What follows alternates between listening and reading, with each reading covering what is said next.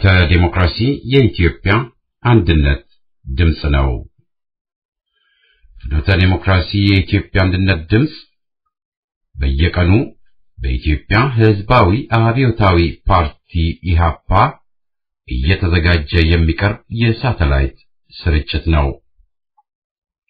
ስርጭታችን የሚተላለፈው በናይል ሳት 7 ዲግሪ ዌስት በ10930 ሜጋሄርስ ፍኖተ ዲሞክራሲ ሲሆን በኢንተርኔት በድረገጻችን fnote.org finote.org በቀጥታ መከታተል ይቻላል።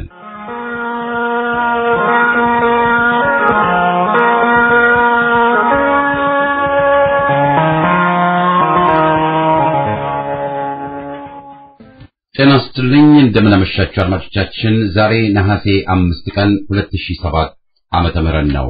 ለሁለት ሰዓታት የሚቆየው ዝግጅታችን የመጀመሪያ ክፍል ፕሮግራም አሁን ይጀምራል። ዝግጅታችንን የምንጀምረው በዜና ይሆናል። ከዜናው በማስከተልም ከማህደራችን ያገኘነውን መልእክተ ኢህአፓ በደማችን የተቀሰመው ተመክሮ ለዛሬው ብርሃን ነው በሚል ርዕስ ይቀርባል። በመጨረሻም እንጻፍ ከተባለ በሚል ርዕስ በኢያሱ አለማየሁ የሚቀርበውን ተከታታይ ጽሑፍ ክፍል 3ን አሰምተን የዛሬ ምሽት የመጀመሪያው ክፍል ዝግጅታችን ፍጻሜ ይሆናል። አሁን ወደ ዜናው። በቅድሚያ ግን ርዕሶቹ። የኦሮሞ ተወላጅ ዲያስፖራዎች ስብሰባ ተጠናቀቀ። አዲሱ ጫሚሶ ከቅንጅት ተባረረ። የደቡብ ሱዳን ፖለቲከኞች ወያኔና ሱዳን ከአደራዳሪነት እንዲወጡ ጠየቁ። በናይጄሪያ ሙስናን ለመቋቋም ምክር የሚሰጥ አካል ተቋቋመ። የሚሉና ሌሎችም ዜናዎች ይገኙበታል። አሁን ወደ ዝርዝሩ። ሰሞኑን በወያኔው ኦህዴድ አዘጋጅነት ስብሰባ ተቀምጠው የነበሩት በውጭ የሚኖሩ የኦሮሞ ተወላጆች ስብሰባቸውን መጨረሳቸው ተገልጿል። የኦሮሞ ተወላጆቹ ዲያስፖራዎች ወደ መጡበት ሲመለሱ ለወያኔ ኦህዴድ ድጋፍ እንዲያደርጉ የተጠየቁ ሲሆን ወረታውንም በጥፍ እንደሚከፈላቸው ተገልጾላቸዋል። የኦሮሞ ተወላጆቹ በዚህ ስልክ ልውውጥ ያደረጉ ሲሆን የስልክ ልውውጡ ከኦህዴድ ሹማምንት ጋር ሳይሆን ከህወሓት ሰዎች ጋር መሆኑ ኦህዴድ የወያኔ አሻንጉሊት መሆኑን አሳይቷል። የኦሮሞ ዲያስፖራዎች ያማልላቸዋል የተባሉና የተመረጡ ቦታዎችን እንዳስጎበኛቸው የወያኔ የመረጃ ስራም እንዲሰሩ ሲያግባባቸው እንደነበረ ታውቋል። የመረጃ ስራ በባህር ማዶ በተቋሚነት የሚገኙትን የተለያዩ መገናኛ ብዙሃን ውስጥ በመስራት የወያኔን የግፍ አገዛዝ ተግባር በተጨባጭ የሚያጋልጡ ወገኖችን ስራ ማሰናከል ዋና ተግባር ሲሆን ህሊናውን ለሆዱ ማሳደር የፈለገ ካለም ከወያኔ ኦህዴድ ጋር ማገናኘት መሆኑ ሲታወቅ በውጭ ከሚኖሩ ኦሮሞዎች ጋር በሀገር ውስጥ ተቀምጦ ግንኙነት የሚያደርግ ካለም በወያኔ የጸጥታ ኃይሎች የሚያሳውቁበት ሁኔታ እንደተገለጸላቸው ታውቋል። የወያኔ ቡድን መሪዎች ማንኛውንም ሆዳምና አደርባይ ግለሰብ ከተጠቀሙበት በኋላ እንዳረጉ ቁና አውጥቶ መጣል የተለመደ ተግባራቸው መሆኑ ይታወቃል። ለምርጫ 97 ወቅት ለወያኔ ታማኝ አገልጋይ የነበረውና በወያኔ ትዕዛዝና መመሪያ ቅንጅትን ከናርማው እንዲወርስ የተደረገው አየለ ጫሚሶ በወያኔ የምርጫ ቦርድ ፍርድ ከቅንጅት ተባረዋል። አየለ ጫሚሶ ከቅንጅት የተባረረው በራሱ ጸሐፊ በሳሳውልህ ከበደ ፊርማ መሆኑ ታውቋል። ጉዳዩን የተከታተሉ ወገኖች እንደገለጹት በአየለ ጫሚሶና በሳሳውልህ ከበደ መሃል አለመግባባት ተፈጥሮ አየለ ጫሚሶ ሳሳውልህ ከበደን ማባረሩን የሚገልጽ ደብዳቤ ጽፎ የነበረ ቢሆንም ሳሳውልህ ከበደም አየለ ጫሚሶን አባረራለሁ ብሎ ለወያኔ የምርጫ ቦርድ ደብዳቤ በማስገባቱ የወያኔ የምርጫ ቦርድም በእነ መርጋ በቃና ፊርማ አየለ ጫሚሶ መባረሩን በመቀበላቸው መባረሩ ተግባራዊ ሆኗል ተብሏል። አየለ ጫሚሶ በጸሐፊው መባረሩና ከወያኔ ጋር የነበረው ፍቅር ማለቁን አሳይቷል። ወያኔ ወዳደሮችን ከቀጠረ በኋላ እርስ በርስ በማናከስ የበለጠ ታማኝ አገልጋዩን መምረጥ የቀረውን አውጥቶ መጣል ቆይቶ ማሰር የተለመደ ተግባሩ ነው። በኢትዮጵያ ላይ ያንዣበበው የድርቅና የረሃብ አደጋን አስመልክቶ ልዩ ልዩ ዓለም አቀፍ መገናኛ ብዙሃን የችግሩን አሳሳቢነትና የጉዳቱን አስከፊነት እየገለጹ ባሉበት በአሁኑ ሰዓት የወያኔ አገዛዝ ስለ ድርቅና ረሃብ ምንም አይነት ይፋዊ መግለጫ አለመስጠቱና ስለ ባዶ 11 ከመቶ እድገት መለፈፉን ቀጥሎበታል።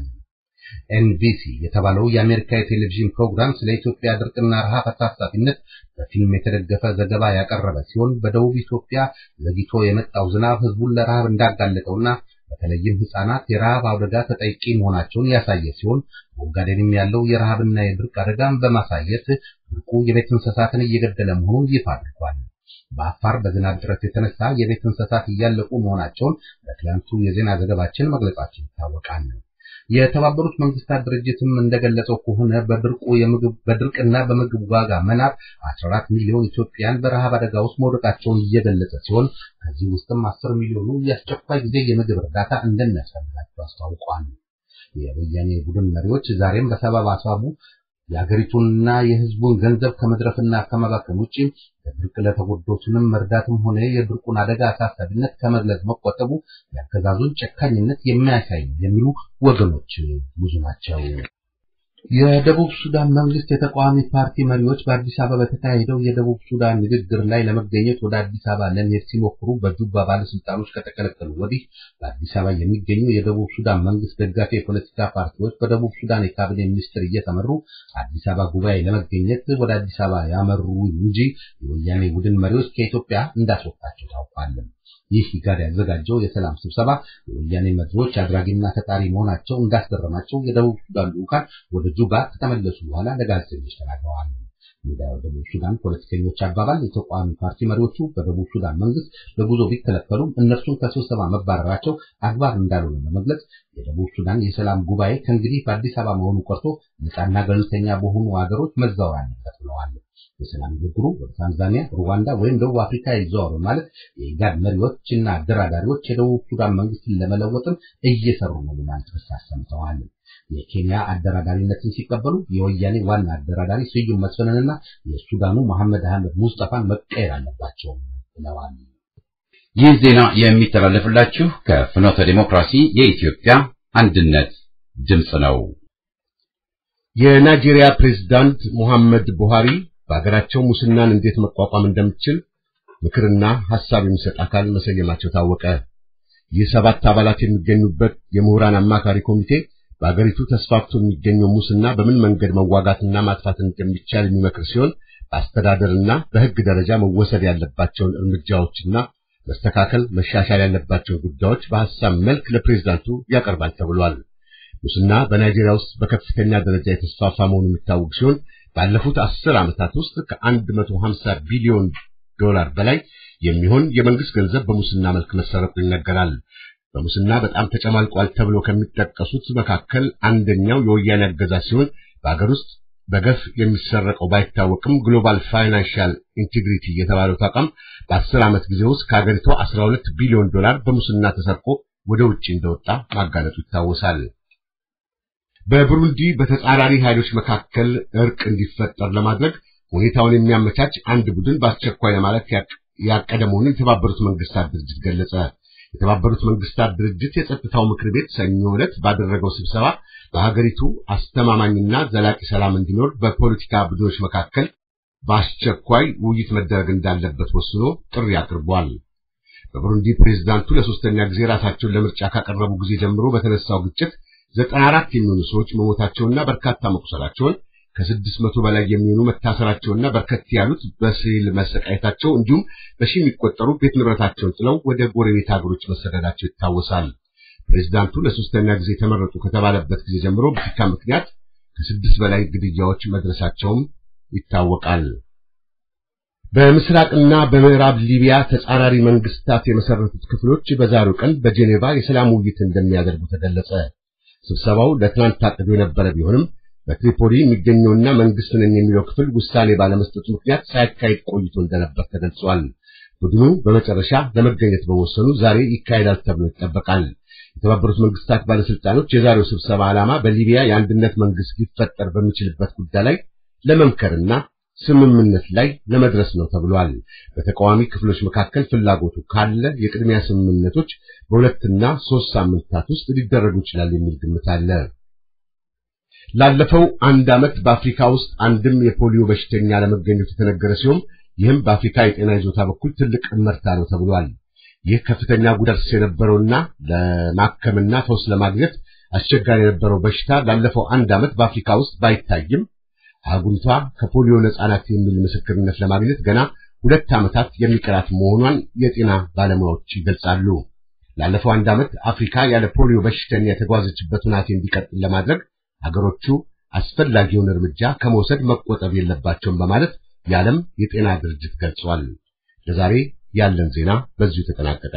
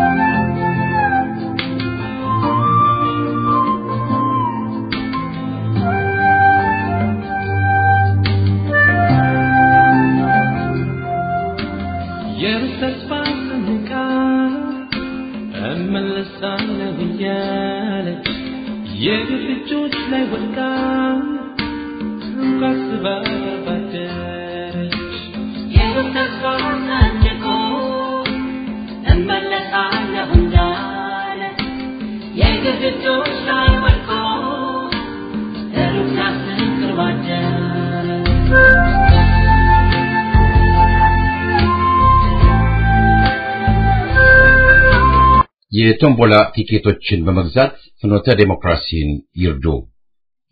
በኢሃፓ በየቀኑ እየተዘጋጀ የሚቀርበው የፍኖተ ዴሞክራሲ የኢትዮጵያ አንድነት ድምጽ ሬዲዮ ከመጋቢት 23 ቀን 2007 ዓመተ ምህረት ማለትም ከኤፕሪል 1 2015 በሳተላይት አማካይነት ወደ ኢትዮጵያ እንዲሁም በመላው ዓለም ለሚገኙ አድማጮቹ ደግሞ በኢንተርኔት፣ በስልክ እንዲሁም በሞባይል አፕስ ፕሮግራሙን ሲያስተላልፍ ቆይቷል። ወደ ሀገር ቤት የሚደረገውን የሳተላይት ስርጭት በአንዳንድ ወቅቶች በወያኔ የሞገድ አፈናና በሌላ ምክንያት ችግሮች ቢደርስበትም ችግሮቹን ተቋቁሞ ስርጭቱን በተከታታይ ለማድረግ ጥረቶች ተደርገዋል። የፍኖተ ዴሞክራሲ የኢትዮጵያ አንድነት ድምጽ በሚያስተላልፋቸው ልዩ ልዩ ፕሮግራሞች አድማጮቻችን መርካታቸውን በየጊዜው ከሚደርሱን ደብዳቤዎች ለማወቅ ችለናል። የአድማጮቻችንን ፍላጎት ይበልጥ ለማሟላት የምንጥር መሆናችንን አሁንም ቃል እንገባለን። ፍኖተ ዴሞክራሲ የኢትዮጵያ አንድነት ድምጽ የ24 ሰዓት ፕሮግራም የሳተላይት ስርጭት እንዲቀጥል የአድማጮች እርዳታና ትብብር ያስፈልገዋል። ስለሆነም የተዘጋጀውን የቶምቦላ ቲኬት በመግዛት ፍኖተ ዴሞክራሲን በመርዳት ይተባበሩ ዘንድ የወገን ጥሪያችንን እናስተላልፋለን። ቲኬቶቹን በሚከተለው መንገድ ማግኘት ይቻላል። 1. በየከተሞቹ ከሚገኙ የፍኖተ ዴሞክራሲ ደጋፊዎችና ተባባሪዎች። 2. በኢሜይል መልእክት befdpu@aol.com በመጠየቅ 3. በስልክ ቁጥር 202-291-4217 ደውሎ በመጠየቅ 4.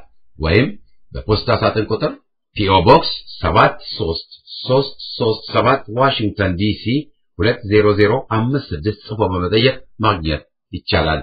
ጠይቁን፣ በአድራሻችሁ እንልካለን። ፍኖተ ዴሞክራሲ የኢትዮጵያ አንድነት ድምጽ ሬዲዮ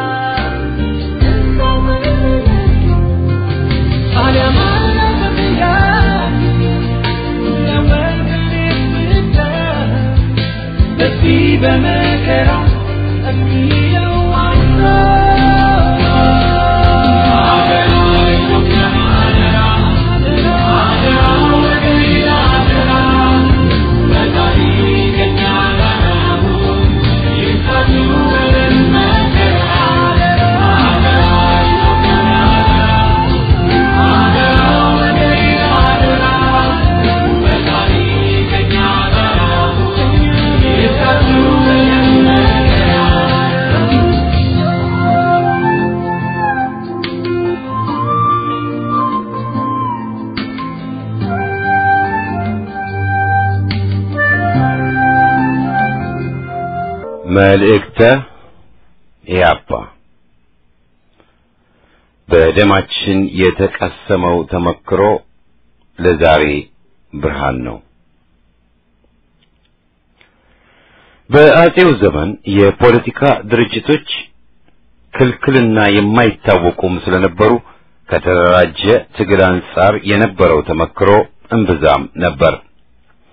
በየአቅጣጫው ግብታዊ የአርሶ አደር አመጾች ነበሩ። በሰራተኛውም የተሞከሩና የተመቱ የሥራ ማቆም አድማዎች ነበሩ። የመንግስት ግልበጣ ሙከራዎችም ነበሩ። ሁሉም በድርጅት አንጻር ደካማ ነበሩ ማለት ይቻላል። ጠንከር ብሎ ሊከሰት የቻለውም የተማሪዎች እንቅስቃሴ ሲጀምር ብዙዎች የሚሳተፉበት አልነበረም። ብዙሃኑ ወደ ትግሉ የመጡት በጊዜ ሂደትና በጥረት ነው። በፖለቲካ ድርጅትነት እነ ኢህአፓ ሲመጡም የተገነባ የተደራጀ ትግል ተመክሮ ወይም ቅርስ አልነበረም። ዛሬ ግን ከ30 ዓመት የትግል ተመክሮ በኋላ ህዝባችን የዳበረ የትግል ቅርስ ባለቤት ነው። ይህንንም ዛሬ ሊጠቀምበትና ትግሉን ሊያጠናክርበት ይገባዋል። ካለፈው ተመክሮ በመጀመሪያ ደረጃ የምንማረው የህዝብ ትግል መሰበጣጠር እንደሌለበት ነው። ብዙሃኑን ያላቀፈ ትግል ጉልበት አይኖረውም። በተናጠል የሚደረግ ትግል ፍሬው እንብዛም ነው። ህብረተሰቡ ተባብሮና ተደጋግፎ መነሳት አለበት። ዛሬ አንዳንዶች ከኛ በላይ ነፋስ ከኛ ሌላ ሀገሪቷ ማንን ፈልጋ ቢሉም ትግሉም ሆነ ድሉ የአንድ ድርጅት ጥረት ውጤት ሊሆን ከቶም አይችልም። የተማሪውን ትግል ላባደሩ፣ የላባደሩን አርሶ አደሩ፣ የወንዱን ሴቱ፣ የምዕመናኑን ካህኑና ሼኩ፣ የክርስቲያኑን እስላሙ፣ የቢሮ ሰራተኛውን አስተማሪው፣ የታክሲ ነጂውን ነጋዴው፣ የሲቪሉን ወታደሩ መደገፍ አለበት። ይህ ከሆነ አብዮት ለውጥ ይወለዳል። በተናጠል ትግሎች አይጠቁም። ይህ በየካቲት የታየ ነው። ዛሬም ከዚህ ትምህርት መውሰዱ የግድ ነው። በድርጅታዊ ትምክህት ተይዘው ሌሎችን ገለል የሚያደርጉትን አደብ ግዙ ማለት የግድ ያሻል። በብሔረሰብ ወይ ሃይማኖት ተከፋፍለው ለዘረኛ ወያኔ ሰለባ የሚሆኑትንም ማንቃት ማስተማር ያስፈልጋል። ተማሪዎች መሬት ላራሹ ብለው ትግል ከጀመሩ ወቅት አንስቶ መንግስት በብሔረሰብ ሊከፋፍላቸው ሲሞክር ነበር። ይህንን ግን ተቋቁመውታል። እንቅስቃሴው የውጭ እጅ አለበት ብሎ ለማስጠላትም የባዕድ ሰዎች ሁሉ ከሀገር የተባረሩበት ሁኔታ ከአንዴም ሁለቴ ነበረ። ይህ ግን ተማሪዎችን አልከፋፈለም። ኢትዮጵያዊነታቸውን አስቀድመው ታገሉ እንጂ በብሔረሰብ ተከፋፍለው አልተናከሱም፣ አልደከሙም። የተማሪዎቹ ትግልም ሊጠናከር የቻለው ማዕከል ስለነበረው ነው። ማህበራቸው ጠንካራ ነበረ። ይህን ማህበራቸውን ለማፍረስ መንግስት ያደረገው ጥረት ሁሉ በተለይም የጋራ ማህበራቸውን ለመሰነጣጠቅ የድሮውን መላሽ የተባለ ቡድንን ደግፎ የሞከረውን አክሽፈዋል። በይፋ የሚያካሂዱትን ትግል በምስጢራዊ ዝግጅትም አጅበዋል። ሰልፍ በታቀደ ቁጥር መንግስት የማህበሩን አመራር ማፈሱና ማሰሩ አይቀሬ ስለነበር የአድማ ኮሚቴ በምስጢር በማቋቋም ትግሉ የሚቀጥልበትን መንገድ አዘጋጅተው ታግለዋል። ይፋና ምስጢራዊ ትግልን ሆነ ድርጅትና ዝግጅትን ማጣመሩ ላይ ታጋይ ተማሪዎች ብዙ ተመክሮን ትተውልናል። በህብረተሰቡ ልዩ ልዩ ክፍሎች ውስጥ በተለይም በፖሊሶችና በወታደሮች ዘንድ ያደረጉት ቅስቀሳም ቀላል አልነበረም። ወላጆቻቸውን አሳምነው ያደረጉት ትግልም ትምህርታዊ ነው። ወረቀት እያባዙ በማሰራጨትም መልእክታቸውን በስፋት አሰራጭተዋል፣ አዳርሰዋል። ዛሬ ይህ ሁሉ በተቻለና በቀለለ መንገድ ሊደረግ በሚችልበት ሁኔታ ላይ ብንሆንም መልእክቱ ግልጽ ነው። ለትግሉ አስፈላጊ የሆነውን አደረጃጀት በማወቅ ዝግጅት ያስፈልጋል። ዛሬ በዘመነ ወያኔ ደግሞ ነገ ሰላምን ሳይሆን አፈናን ማምጣቱ አይቀሬ ነውና እነመለስ ዳግም በፍጅት መሰማራታቸው አይቀሬ ነውና ከወዲሁ መዘጋጀቱ የግድ ይሆናል። ህዝብን በህፃን ልጅ መስለው አገዛዙ የሰጠውን ሁሉ ተቀብሎና ጸጥ ብሎ ይገዛ የሚሉትን ወደ ጎን ስንተው ትግላችን በንግዱ መሰማራት እንጂ መብትና ስልጣንን በመጠየቁ ላይ አይደለም የሚሉንን አንሰማም ስንል አገዛዙ ጠላት ሳይሆን ወዳጅ ነው የሚሉትን ዘንግተን ስንገኝ ህዝባችን ድምፁንና መሰረታዊ ፍላጎቱን ለማስከበርና ወያኔን ለማስወገድ ትግል የሚቀጥል መሆኑ ግልጽ ይሆንልናል። በዚህም መሰረት አገዛዙም ባለፈው ሰሞናት እንዳሳየው ሁሉ ህዝብን ያደራጃሉ የሚላቸውን የድርጅት መሪዎችን ሊያስር፣ ሊያፍን፣ ሊገድል መነሳቱ መሞከሩ የሚጠበቅ ነው። ይህ ደግሞ በትግሉ ላይ አሉታዊ ተጽዕኖ አድርጎ ትግሉን እንዳያደናቅፍ ማገድ የሚቻለው በቅድሚያ አስፈላጊውን ዝግጅት በማድረግ ነው። አይመጣም እንትቶ ይደርሳልን በመያዝ መዘጋጀቱ አስፈላጊ ነው። ዝርዝር መግባቱ ደግሞ ጠቀሜታው ለወያኔ ስለሚሆን እንተዋዋለን። ከተማሪው እንቅስቃሴ በኋላ ትግሉ በይዘትና በደረጃ አድጎ የፖለቲካ ድርጅቶች ሲከሰቱም የተገኘው የትግል ተመክሮ በቀላሉ የሚታይ አይደለም።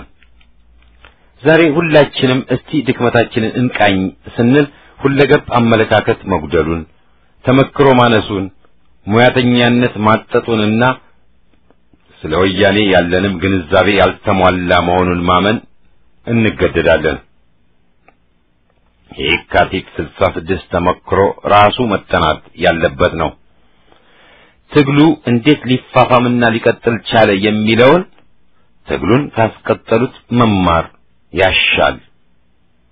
ዛሬ በመድረክ ያሉት ይህ ተመክሮና ዕውቀት ከሌላቸው ከነበራቸው መማር አለባቸው። ትግል ሊመራ የተነሳ ትውትነትና ለመማር ፍላጎትና ዝግጅት ሊኖረው ይገባል። ሁሉን እኔው አውቄዋለሁ አያዋጣም። ያለፈውን ተመክሮ አክቸልችሎ መሰየሙም አይጠቅምም። ተመክሯቸው ሌላ የሆኑ ግለሰቦች ድንገት አንድ ጠዋት ፖለቲካውንስ ብንሞክረው ስላሉ አዋቂ ወይም ብቁ መሪ ይሆናሉ ማለት አይደለም። ከህዝብ ትግል ተመክሮ ለመማር ዝግጁ ሆነው መማር መቻል አለባቸው።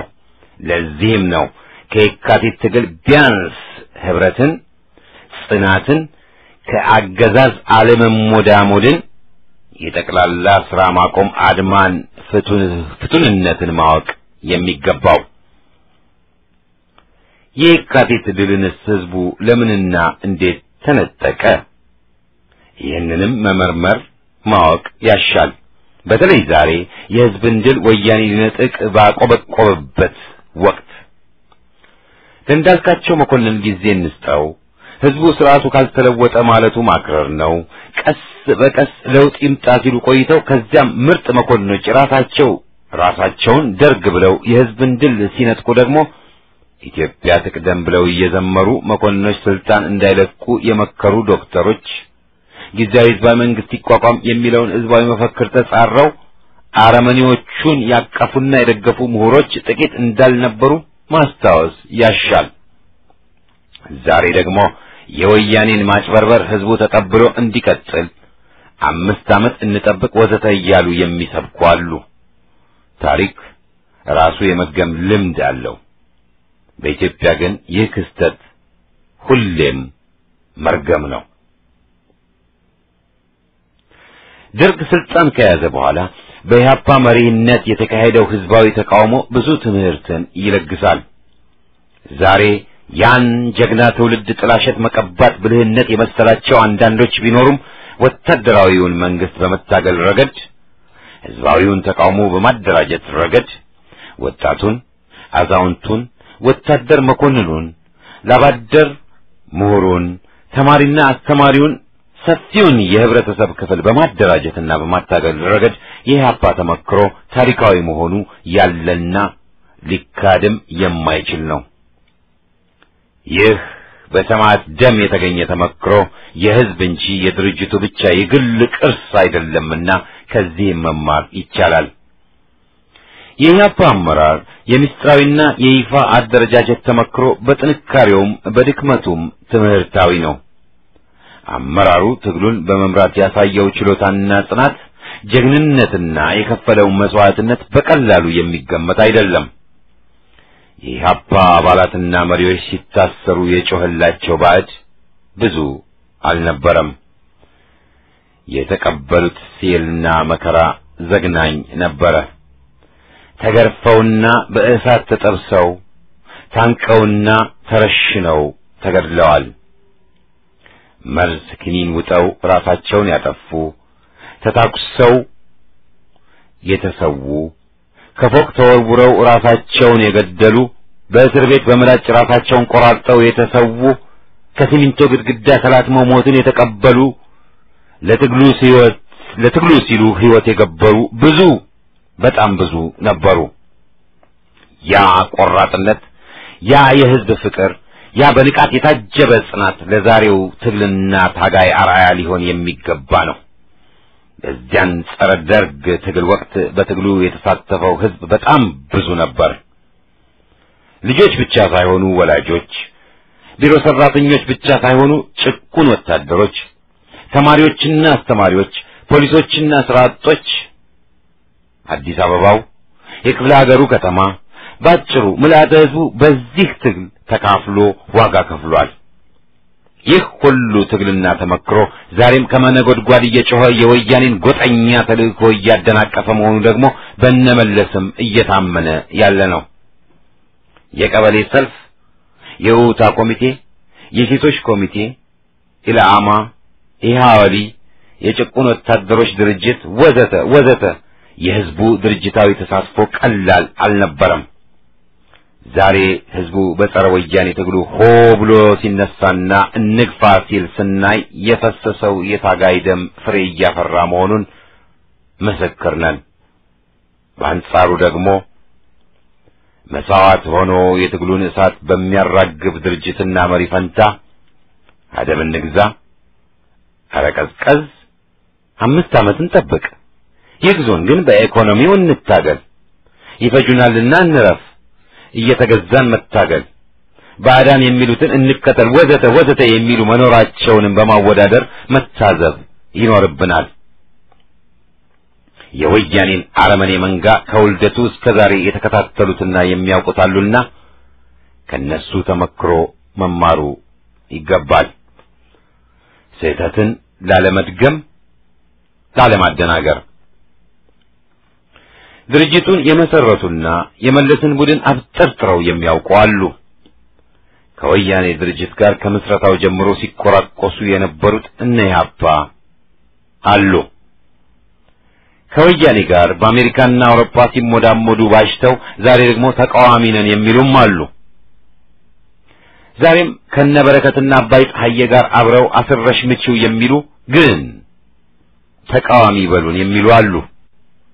ከነዚህ ሁሉ እነማን ወያኔን እነማን የመለስን ቡድን እንደሚያውቁ መለየቱ ከባድ አይደለም። የመለስ ቡድን አሰራር ምን እንደሆነ ማወቁ ለሚታገለው ክፍል ወሳኝና አስፈላጊ ነው። ጠላትን ማወቅ ለውጊያ ትግል አልፎም ለድል ቅድመ ሁኔታ ነውና ዛሬ ወያኔ ሙያተኛ ወይም ብልህ መስሎ ቢታይና ተቃዋሚዎች ደግሞ በጨፍን የሚጓዙ ቢመስሉ አለምክንያት አይደለም። ወያኔ ተቃዋሚዎቹን አጥንቷል። አንዳንዶቹን ሰርጎ መግባቱ ምስጢር አይደለም። ተቃዋሚዎቹ ግን ስለመለስ ቡድን ያላቸው ግንዛቤ በቂ አይደለም። ስስ ብልቱን አልለዩም። ሲደነፋ ይደነግጡለታል። የለሰለሰ ሲመስል ጆሮና ጊዜም ይሰጡታል። በሰርጎ ገብ በአደናጋሪዎችና የፈጠራ ዜናዎች የሚያካሂደውን ከፋፋይ ድርጊት በሚገባ አያውቁም። በሚገባ ደረጃ ሰርገውት አልገቡም። የራሳቸውንም ቤት አላጠሩም። እንዴት ታግለን እንዴት ውጤት እናገኝ? ከህዝብ ትግል ተመክሮ መማር፣ ከቅርሳችን መማር። ይህ ለምን ያቅታል? ያለፈው የትግል ተመክሮ ሌላ የሚሰጠን ዋና ትምህርት ለሀገራችን መቆም ያለብን እኛው ዜጎቿ ብቻ መሆናችንን ነው። በጣሊያን ወረራ ጊዜ ባዕዳን ለሙሶሎኒ ተንበርከኩ፣ አትችሉም፣ አልሰለጠናችሁም፣ ታንኩን በጦር መመከት አትችሉም ብለው ነበር። አርበኞች ግን ለዚህ ጆሮ ሳይሰጡ ታገሉ። በኢህአፓም ተመክሮ ባዕዳን ለሀገር የማይበጅ ምክር ደግመው ደጋግመው ሰጥተውና ከተቀበላችሁ እንረዳችኋለን ብለው ነበር። ድርጅቱ አልተቀበላቸውም። ራሱን ሸጦ ሀገርን ሽጦ ለስልጣን ባይበቃም ታሪኩን አላቆሸሸም። ሕዝቡንና ሀገሩን አልካደም። ዛሬም ባዕዳን የመለስ ዜናዊን አረመኔ ቡድን በስልጣን ቆይታ ለማራዘም ምክር ቢጤ መርዛቸውን ሲረጩ ወግዱ ማለት ያቅታል?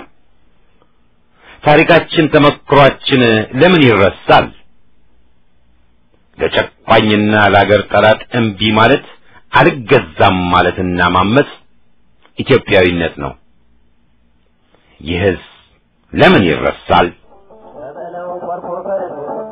በበለው ታውቅበታለህ፣ በበለው ፈጥሮ መገድ፣ በበለው ካልተፈረሰ፣ በበለው መቼ ይቀራል፣ በበለው በስቶ ቢታጠር፣ በበለው ላዩ ያበራል፣ በበለው ወረቸ በለው፣ በበለው ወረቸ በለው፣ በበለው ወረቸ በለው፣ በበለው ወረቸ በለው፣ በበለው ወረቸ በለው።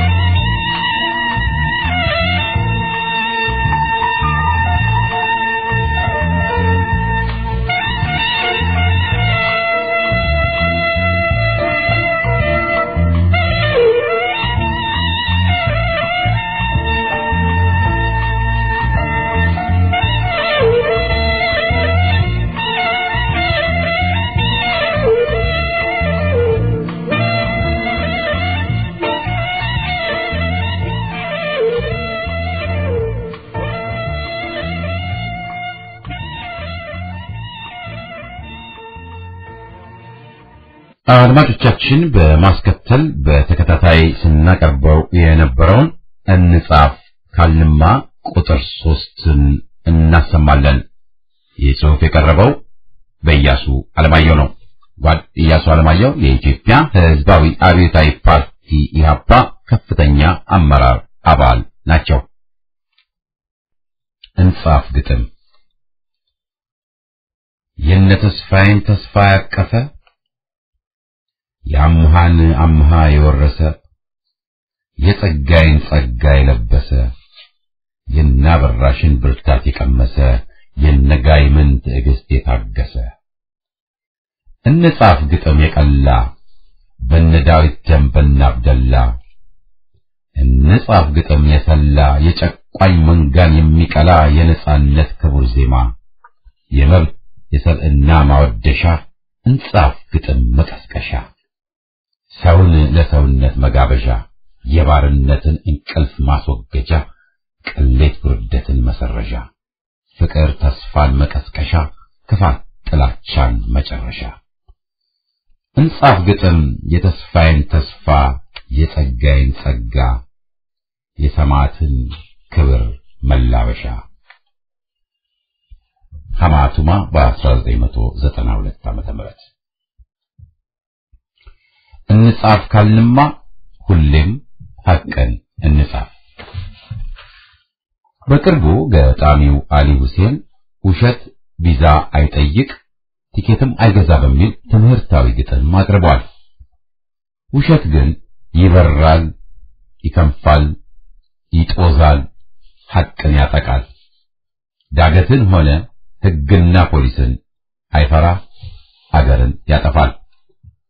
በሐሰት ላይ በተመሰረተ ታሪክ ነኝ በሚል ድምዳሜ ላይ ቆመው ቅዠትን እውን ሊያደርጉ የሚባዝኑ ብዙዎች መኖራቸውን የሀገራችን ታሪክ ያሳየውና እያሳየም ያለው ነው።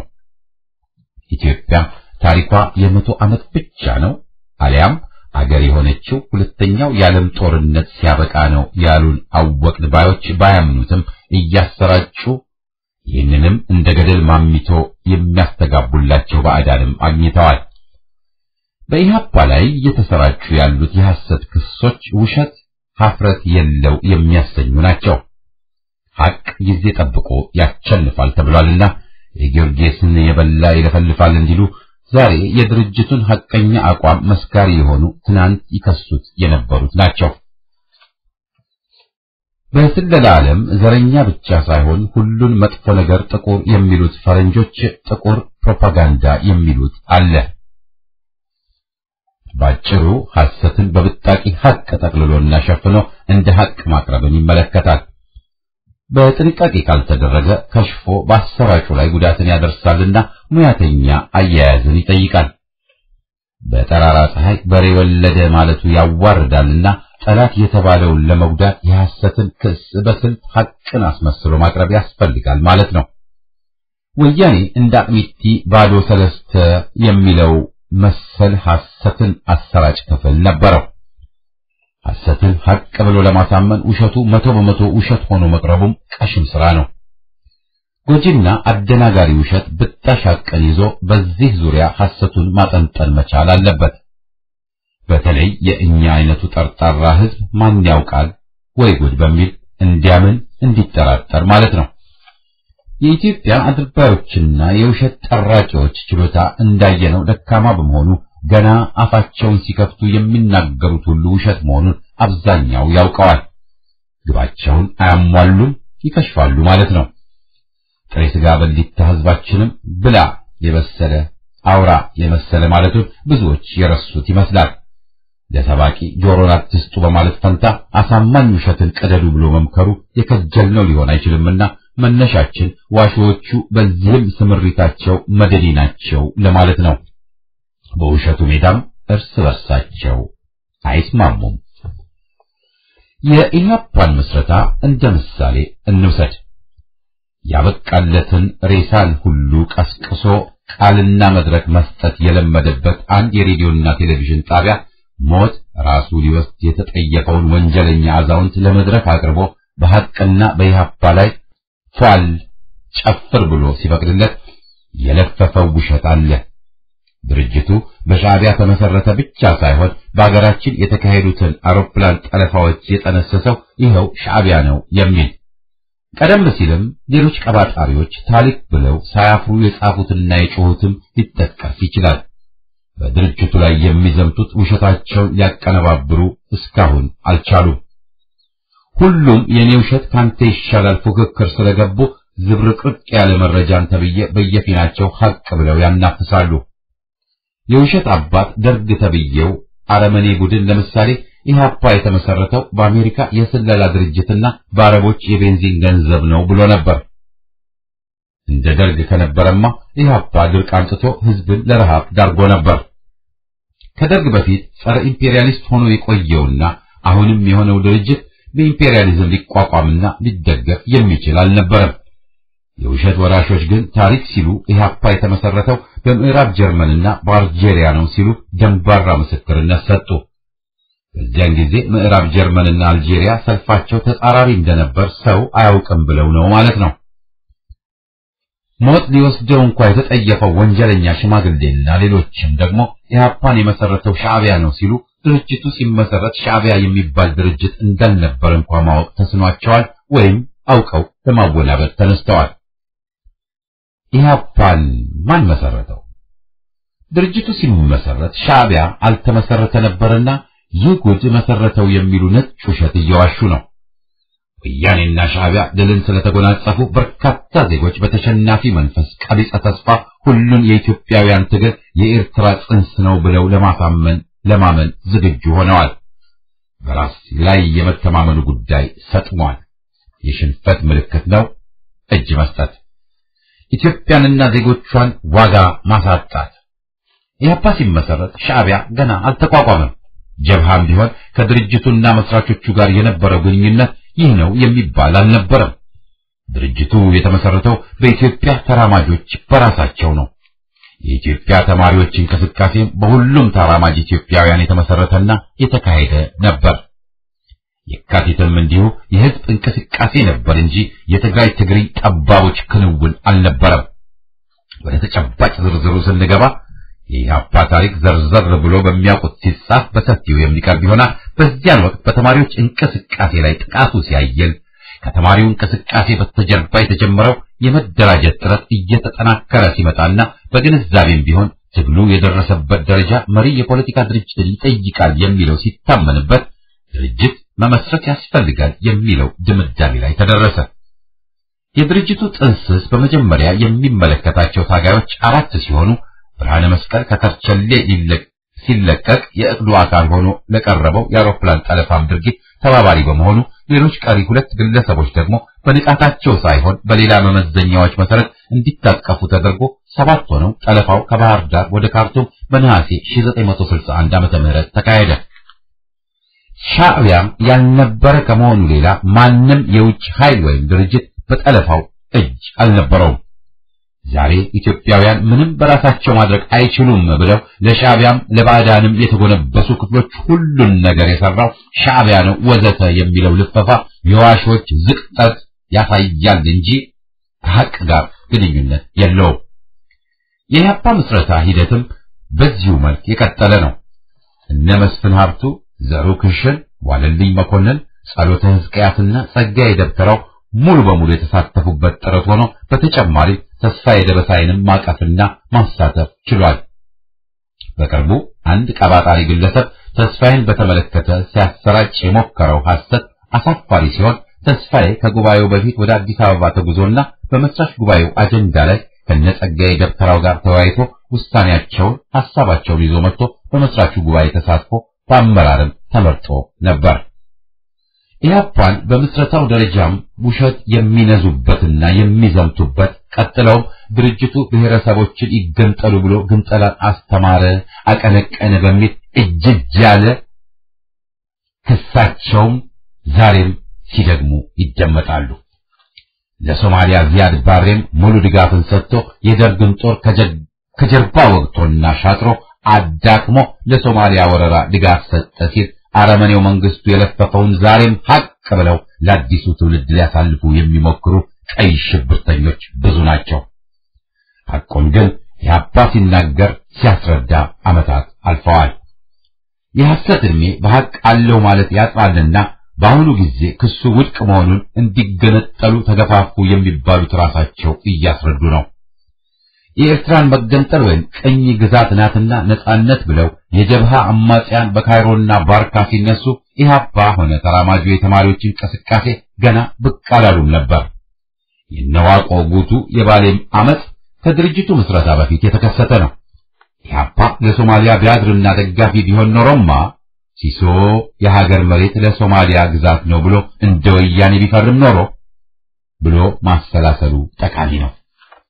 የሀገርን ሉዓላዊነት አሳልፎ አልሰጥ በማለቱ ብዙ ጉዳት እንደደረሰበትና በአንጻሩ ወያኔ 3000 ክላሽን እንደተለገሰውና ዲፕሎማቲክ ፓስፖርትና ለአረብ ሀገሮች ድጋፍ የሚሆነው ደብዳቤ እንደተጻፈለት የድርጅቱ መሪ የነበረው ግለሰብ በቅርቡ ለገበያ ባቀረበው መጽሐፍ መስክሯል። ደርግ ያሰራጨው ክስ ህዝብን በድርጅቱ ላይ ለማነሳሳትና ድርጅቱንም ለማጥቃት መሆኑ ለማንም ምስጢር አልነበረም። የሚያሳዝነው ግን ብዙ ዜጋ ሊወናበድና ሊደናገር መቻሉ ነው። የኤርትራ ግንባር መሪዎችን ድርጅቱ ሲያገኛቸው ልዩነቱ እና ጠቡ ቅኝ ግዛት ነን የሚለውን አልቀበል በማለቱና ወያኔ ግን ይህን ሐቅ ብሎ በመዋጡ ነው። ሟቹ መለስ ኤርትራ የኢትዮጵያ ቅኝ ግዛት ናት ብሎ ከ300 ገጽ ያላነሰ ሐሰት የጻፈውን ያስታውሷል። በቅርቡ ኢሳያስ አፈወርቂም ወያኔ ሽግግር የሚለውን አገር አጥፊ ሂደት ሲተች ኢህአፓ የኤርትራን መገንጠል ወይም ነፃ መሆን ሲቃወም መቆየቱን አቅርቧል። ባለቤቱ ያወቀ ቡዳ ነው ይላል የሀገራችን ሰው። እስከ መገንጠል የሚለውን መብት ማወቅ በመርህ ደረጃ ምን ማለት እንደሆነና ይዘቱንም መረዳት ያቃታቸው ተገንጠሉ ብሎ ኢህአፓ ቀሰቀሰ ያሉት ከሐቁ የተጣላና ያለማወቅ ምስክር መሆኑን መገንዘብ ይገባል። የቀይ ሽብር ዘመቻ ሲነሳ ኢህአፓ ቀድሞ ደርግ ላይ ተኩሶ ቆሰቆሰው የሚሉ ስለምን እንደሚናገሩ የማያውቁ አሊያ ወንጀላቸውን ሊደብቁ የሚጥሩ ደርጎች መሆናቸውን ደጋግመን ያጋለጥነው ነው። በዚህ ሂደት ሆነ በነፃ እርምጃና ቤት ለቤት ፍተሻ ወዘተ ደግሞ መኢሶን የተባለው ድርጅት ሚና ምን እንደነበር ዜጎች ሁሉ የሚያውቁት ነው። ኢህአፓና መኢሶን የተጋጩት ኢህአፓ የመሬት አዋጁን በመቃወሙ ነበር የሚለው ያፈጠጠ ውሸት ነው። እንዲያውም ይህን አዋጅ በመደገፍ በአዲስ አበባ በተደረገው የተራማጆች ሰልፍ መገኘት ያልነበረባቸውና ህቡዕ የነበሩ የድርጅቱ አባሎች ተገኝተዋል። በሁለቱ ድርጅቶች መካከል የነበረው ጠብ ደርግን መደገፍ ወይስ መቃወም በሚለው አብይ ጉዳይ የተነሳ ነው። ሌላው ሁሉ አማኝ አልባ ወሬና ትርፍ ልፈፋ ነው። ታሪክ ብረዛው ዛሬ ቢስፋፋም ራሳቸው መስማማትና መስመር ያቃታቸው ቡድኖች መለስ ብለው መኢሶንና ኢህአፓ መስማማት ባለመቻላቸው ተጎዱ የሚሉ ቢሆንም ባይሆን ኖሮ ማለቱን ብንከጅልም ሁለቱ ድርጅቶች ሊስማሙና አብረው ሊሰሩ የሚችሉበት ሁኔታ አልነበር። ኢህአፓ ደርግን ጨቋኝ የህዝብን ድል ቀማኛና ፋሽስት ብሎ ሲያወግዝ፣ መኢሶን ደግሞ በህዝብ ድጋፍ አቋም በስልጣን ሊያጅበው የወሰነ ነበር። ሁለቱም የመሰላቸውና ያመኑበትን አቋም መያዛቸው መብታቸው ቢሆንም በፖለቲካው ትግል ሂደት ብዙሃኑ ደግሞ ዘማቾችን ጨምሮ ኢህአፓን መደገፋቸው የሚካድ አልሆነምና መኮንኖቹ ስልጣናቸውን ለመጠበቅ ወደ አፈና ሲያመሩ መኢሶን በማጀብና አልፎም ግንባር ቀደም ሆኖ በህዝብ ድርጅት ጽህፈት ቤት በተባለው እና በሌሎች ተቋማት አማካይነት ወንጀል ፈጽሟል። ዛሬ ጥፋቱን በሰለባው በኢህአፓ ላይ ለመጫን ጥረት አለ። መኢሶን በቀበሌና ከፍተኛ አማካይነት የፈጸመው ግድያና ወንጀልን በተመለከተ ክርክር የማያሻው ህዝብ ሁሉ የሚያውቀው ጉዳይ ነው። ጊዜ አልፏል በሚል አዲስ ታሪክ ለመጻፍ የሚደረገው ጥረት ከንቱ ነው ማለት ነው። ያለፈውን ወደ ጎን ብንተውና ኢህአፓ መኢሶንም ሆነ ሌሎች ጋር ባለው ዋና ጠላት ደርግም ሆነ ወያኔ ላይ ለመረባረብ በሚል በግንባር ሲሰለፍም ሐቁን በግርግር ለመሻር የሚደረገው ጥረት በዝምታ ሊያልፈው የሚችል አይደለም። ምን ነው ተሳስተናል ማለቱ ይህን ያህል ከበደ? ሁለቱ ድርጅቶች ሊስማሙ የሚችሉበት መድረክ አልነበር። ዛሬ ጸረ ወያኔ ድርጅቶችና ተለጣፊዎች ሊተቃቀፉ ይችላሉ። ከዚህ ቀደም ታሪክን በተመለከተ ትችት ባቀርብ እኛ ብቻ እንጂ ማንም ሊጽፍ አይችልም አይገባውም ተባለ ብለው ያማረሩ ነበሩ። መልእክቴ አልገባቸውም ሆኖ እንጂ ሌላ ነበር። ማን ያውራ የነበረ በሚለው መንፈስ ታሪክን ከመጻፍ በፊት ታሪክን ማወቁ ይቅደም የሚል ነበረ። ሐቅ ጫማዋን ገና ሳታጠልቅ ውሸት ዓለምን ይዞራል ተብሏል። በአሁኑ ጊዜ በወያኔ ቀጥተኛና የእጃዙር ድጋፍ በዓመት ቢያንስ 4 ጸረ ኢህአፓ መጻሕፍት አዋቂና ተራኪ ነን በሚሉ በኢትዮጵያ ይታተሙና ይሰራጫሉ። መሰል መጻሕፍትም በዝግጅት ላይ እንዳሉ ሚስጥር አይደለም። ትግልና ህዝብን የከዱና ለወያኔ ያደሩ ቅጥረኞችና ሰርጎ ገቦች መሆናቸው የተጋለጠ ደግሞ በየጊዜው ቃለ መጠይቅ ለወያኔ መገናኛ ብዙሃን እየሰጡ ኢህአፓ ላይ ሐሰትን ያሰራጫሉ። አዲሱን ትውልድም ለማደናገር ይጥራሉ። ወያኔ አዳናቂ ድረገጾችና መስተዳደሪያ መድረኮችም ግዴታቸውን እየተወጡ ናቸው። በቅርቡ ማንም በዚያ ደረጃ የማያውቀው ግለሰብ የድርጅቱ ማዕከላዊ ኮሚቴ አባል ነበርኩ በሚል ወያኔን የሚያስደስት ትረካ አቅርበዋል። የሚያምኑት አይጠፉም። ኢህአፓ ግን ለዚህ ሁሉ ቅጥፈት ምላሽ መስጠቱ ራሱ ሌላ ሥራ እየሆነ ነው። ዝምታ ደግሞ መቀበል የሚመስላቸው በመኖራቸው አልፎ አልፎ ውሸትን ማሸማቀቅ ግዴታችን ሆኖ ቀጥሏል። ድርጅት ከውስጡና ከውጭ ችግርና ቀውስ ያጋጥመዋል ብሎ መገመት መጠበቅ አስፈላጊ ነው። ድርጅት ተአምራዊ ስብስብ ሳይሆን ግለሰቦች የሚደራጁበት ነውና የህብረተሰቡም ቅራኔዎች ነጸብራቅ ነው። የሚጎትተውና የሚያዳክመው ክስተት ብቅ ይልበትና ይፈታተነዋል። በየጊዜው በድርጅቶች ላይ ከፋፋይ ከሃዲዎችና አንጃዎች መከሰታቸው የሚያስደነግጥ ሊሆን አይገባውም። በተጨባጭ በኢህአፓ ታሪክ አንጃዎች በየጊዜው ተከስተዋል። ለምን የሚለውን በተመለከተ የተሰራጨው ሐሰት ብዙ ነው። ኢህአፓ ሲመሰረት የጉባኤው ተሳታፊዎች ተመክሮና ብስለት ገና ነበርና የድርጅት ዋና ጸሐፊ የሚለውን ያውም የስልጣን ገደቡ ባልተገለጸበት ሁኔታ መቀበሉ የሚያስከትለውን ችግር በቅጡ ባለመረዳት ወይም ባለመገንዘብ ቦታውን አጥብቆ ይፈልግ ለነበረው ለብርሃነ መስቀል ተለቀቀለት። እሱም ይህን የኃላፊነት ቦታ በስታሊናዊ እይታና ግምት በመውሰዱ ተመድቦ በነበረበት በያሰ ውስጥ በማናለብኝነት ጓዶችን መበደሉና ዴሞክራሲያዊ አሰራርን መጣሱ በአባላት ተጋልጦ የድርጅቱ መሪዎች ከቦታው ማንሳት ብቻ ሳይሆን በኢህአፓ ባለብዙ ስልጣን ሊቀመንበርም ሆነ ዋና ጸሐፊ እንዳይኖር ወስነው እስከዛሬም ይህን ቦታ የሚፈልጉትን ድርጅቱ እያገዳቸው በጋራ አመራር አሰራር ቀጥሎ ይገኛል። ይህም ኢህአፓን ከሌሎች ድርጅቶች ይለየዋል። በተጨባጭ የድርጅቱ አንድና ብቸኛ ሊቀመንበር የለም። ሊያፈርሱት ሊያጠቁት የሚፈልጉ ክፍሎች አንድ ፈላጭ ቆራጭ መሪ ሊሰይሙለት ቢፈልጉም የጋራ አመራር ነው ኢህአፓ መርህና ልምድ። በኢህአፓ አንጃ ሆነው የተከሰቱ ግለሰቦች ከደረደሩት አያሌ ምክንያት ባሻገር ሁሉ ሐቁ አንጃው በሚስጥር ከደርግ ጋር ያደረገውን ግንኙነትና ሴራ ደግሞ ድርጅቱ የደረሰበትና ባጭር የቀጨው ጉዳይ ነው። አንድ ሙሉ መጽሐፍ አንደኛውን አንጃ ስም ለማደስ ተጽፎ ወያኔ በሰፊው ቢያሰራጨውም የዚህንም ግለሰብ አሉታዊ ሚና ድርጅቱ ዘርዝሮ የሚያውቀው ነው። ወደ አንጃነት ሁሉም ያመሩ በአምባገነንነት ወይም ፍጹም ሊቀመንበርነት ሊሰየሙ ሲፈልጉና አሊያም ከስልጣን ሊቀራመቱ ሲሉ አባላት እምቢኝ ስላሏቸው ነው። የብርሃነ መስቀል አንጃ ለደርግ እጅ ሰጥተንና ተስማምተን እንታገል ቢልም በስተጀርባ የነበረው ችግር የብርሃነ መስቀል ፍጹም ስልጣን ፈላጊነት መደናቀፉ ነበር። ከዚያ እስከዚህ በመሃል የተከሰቱት የተለየ ማጠየቂያ ያልነበራቸው ሲሆን የመጨረሻዎቹ ደግሞ ልክ እንደ መጀመሪያዎቹ ስልጣን ለያዘው ኃይል እንንበርከክ ከማለታቸው ሌላ መሪያችን ያሉት ደግሞ ተራ ተንኮል ከመሸረብ ውጭ መሪ ለመሆን ችሎታና ብቃቱ ያነሰው ቢሆንም የምለው ሁሉ ይፈጸም ሕግ ይሁን ብሎ ሲወጠር አባላት ወገድ ስላሉት በውድቅት ፈጥጦ ድርጅቱን ራሱን ለማውደም እስካሁን የሚዳከር ነው። ግለሰቦች የስልጣን ጥም ለምን ኖራቸው ማለት አይቻልም። የድርጅት አባል ቢባሉም በስነ ምግባርም መጥቀጣቸው ሊጠበቅ የሚችልም ነው። ኢህአፓ ደግሞ እንደ ተከዜ በክረምት ግመል በሬውን ሆነ እንጨቱን ሁሉ ማግበስበሱ አልቀረም። ስንቶቹ ከሃዲዎች ያኔ በጥንቱ አባል ነበር ይሉን የለ። ድርጅት ግን ሕግና ደንብ እስካለውና ይህን የሚያስከብሩ ንቁ አባላት እስካለው ድረስ ማንኛውንም የአንጃ ክስተት ከፍተኛ ጉዳት ቢያደርስም ተቋቁሞ ሊያቸንፈው እንደሚችል የኢህአፓ ተመክሮ ያሳየ መሆኑ ግልጽ ነው። በአንጃ አያያዝና ቅራኔ አፈታት ድርጅቱ ድክመት አላሳየም፣ ስህተት አልፈጸመም ማለት ከቶ የሚቻል ባይሆንም በተቻለው መጠን በልዩነት አቋሞች ላይ አባላት እንዲወያዩና እንዲወስኑ አድርጓል። በድርጅቱ መርህ መሰረት ደግሞ የድርጅቱ ውሳኔ የብዙሃኑ ነበርና ነውናም ጥቂት የስልጣን ቅመኞችና ጀሌዎቻቸው ፍላጎት የድርጅቱ አቋም ሊሆን አልቻለም፣ አይሆንምም።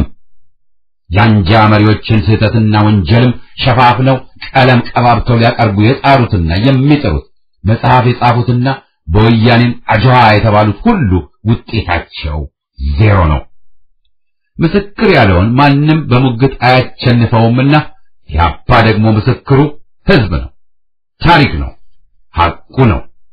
በየካቲት 66 አብዮት ሲፈነዳ የነበረን ተጨባጭ ሁኔታ ማጠን ተገቢ ነው።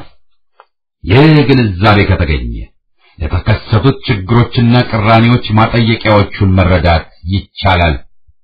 በጭፍኑ ግን ለአገርና ለወገን የታገለና የተሰዋን ትውልድ ማውገዙ የከንቱነት ምልክት እንጂ ዕውቀት ንቃት አይደለም። ትግልም መስዋዕትነትን ጠያቂ እንደመሆኑ መጠን የድርጅት አባላት ትግሉ በጠየቀው ቆራጥነት ታግለው ሲሰዉ ተጨረሱ፣ አስጨረሷቸው ማለቱም እንዲሁ ድንቁርና ነው። መስዋዕት ሳይከፈልም መች ትግል ይሳካል? በቅርቡ በዓለም አቀፍ ደረጃ እያየናቸው ያሉ ህዝባዊ አመጾችስ ከባድ መስዋዕትነትን እየጠየቁ አይደል? ሌላ መንገድ አለ ለለውጥ ፈላጊዎች። ከዚህ ባሻገር ግን ማንኛውም ድርጅት በትግል እስከ ተሰማራ ድረስ ስህተት መፈጸሙ አይቀሬ ነው። ስህተቱን ላለመድገምና ላለማብዛት ነው የሚጠበቅበት። ኢህአፓም ስህተቶችን የረሳ ሳይሆን ይህን በተመለከተም ያኔ ገና በ1972 ዓ.ም ግለሂሱን ያደረገ ነውና ባልሰራውና ባልፈጸመው ሊወቀስ የሚችል አይደለም።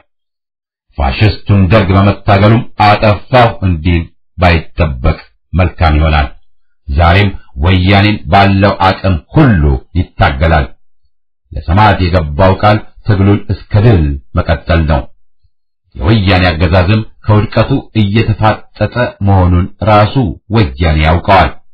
ይህን ውድቀት እውን ለማድረግ ደግሞ ድርጅቱ ትግሉን መስዋዕትነትን እየከፈለ ይቀጥላል። የነጸጋይና ሌሎች ጓዶች ሁሉ መስዋዕትነት መልእክቱ ይህ ነው። ስለዚህም እንጻፍ ካልን ሐቅን እንጻፍ ከተባለ ከመጻፉ በፊት ሐቁን እንወቀው ማለቱ ተገቢ ይሆናል። ኢህአፓ የጋራ የአባላቱን ሁሉ ተመክሮና ትረካ መሰረት አድርጎ አልጻፈምና ላወቅን ባዮች ወንጀለኛ ነፍሰ ገዳዮች ሳይቀር በር ከፍቷል። ተጠያቂ ነው። ድክመቱ ሁላችንን ይመለከታል። እርምት ሊደረግ ጥረት እየተካሄደም ነው። በኢህአፓ የነበሩትም ሆኑ ዛሬ የቀጠሉት ሁሉ ይስማሙበታል የምንለው አንዱ ዋነኛ ሀቅ መቼም ቢሆን መች ድርጅቱ የአገር ሉዓላዊነትን ለማንም አሳልፎ እንዳልሰጠ ነው። ቢሰጥ ኖሮ ትናንትም ዛሬም ተጠቃሚ ሆኖ ለኢትዮጵያ አለኝታ ሳይሆን መርገምና ማፈሪያ ሆኖ በተገኘ ነበር። ይህ አለመሆኑ የአባላቱ ክብርና ቅርስ ነው።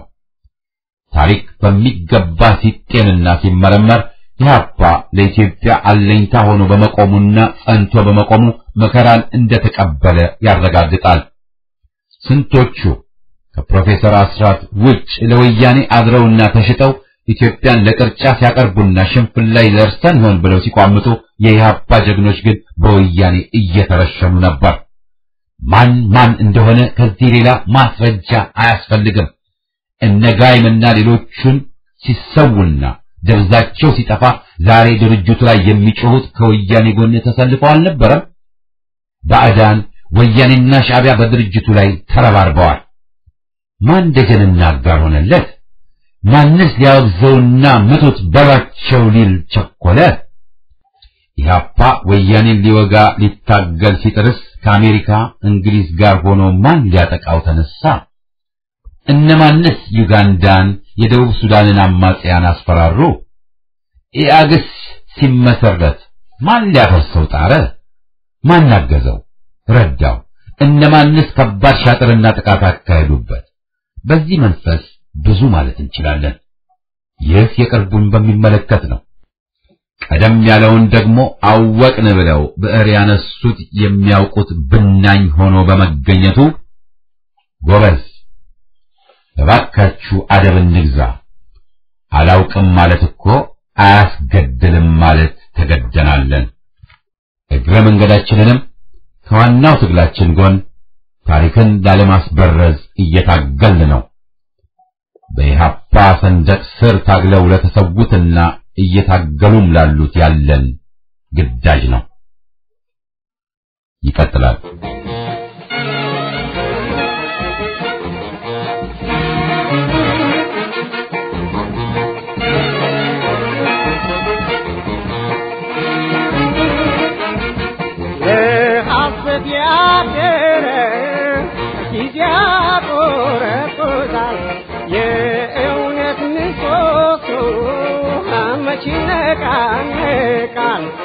ምርቱ የነጠረ ግርቱ ሲንገዋል አለው ፍጹምነት ሰው ከሰው መካከል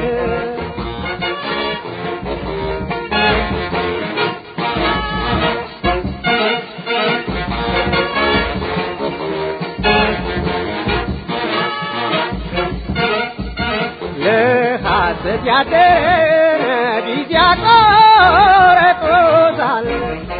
የእውነት ምሰሶ ለመቼ ይነቃነቃል ምርቱ የነጠረ ግርጉት ይንገዋል አለው ፍጹምነት ሰው ከሰው መካከል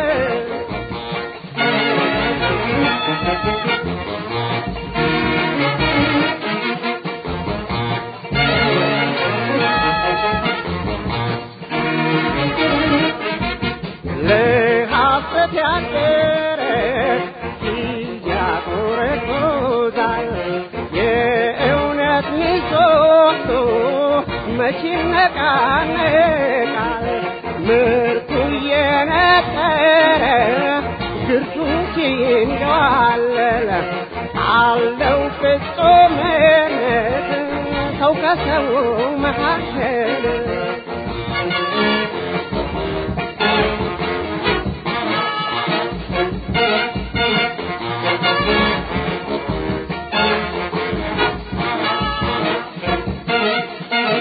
አይነት ዝምታነ ቢለኝ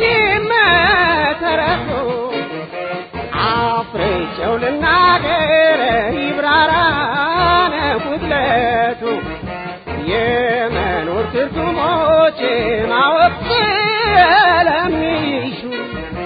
የስንፍና ጭጋግ ይገፈፍ ግርዶሹ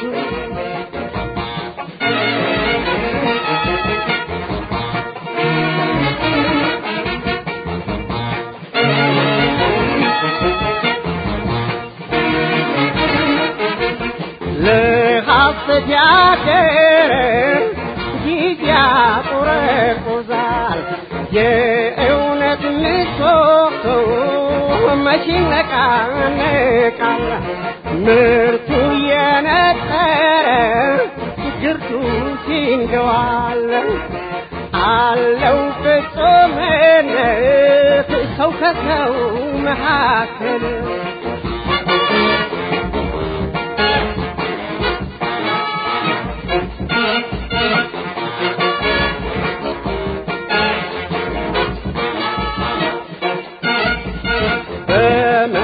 በመክሳት በመርጠም በማጠር በውፍረት በቅጥነት ወይንም በመክር አይበቃም መታወቅ ለብሶ በመሽቀርቀር መሻሻሉን አውቆ ሰው ራሱን ይፍቀር